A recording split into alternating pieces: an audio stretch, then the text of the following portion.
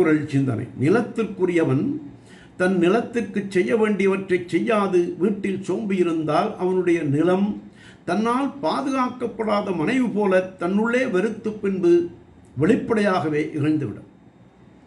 நிலத்திற்குரியவன் அடிக்கடி போய் பார்த்தால்தான் நீர் பாய்ச்சுதல், களை களைதல், காவல் செய்தல் முதலிய செயல்கள் நிறைவாக செய்ய முடியும்.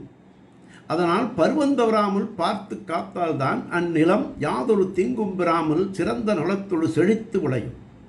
உணவு முதலியன உதவி தனது மனைவியை இனிது பாதுகாக்க தெரியாதவன் அவளது இன்ப நலத்தையும் இழந்து அவமானமும் அடைவான். அதனால் அதுபோல தன் நிலத்தை நன்கு பராமரிக்க தெரியாதவன் அதன் வளத்தையும் நலத்தையும் இழந்து வறுமை அடைவான் என்று தெய்வப்புலவர் உழவு அதிகாரத்தில் செல்லான் கிழவன் இருப்பின் நிலம் புலந்து இல்லாளின் ஊடிவிடும் என்றார். நாளையும் சிந்திப்போம்.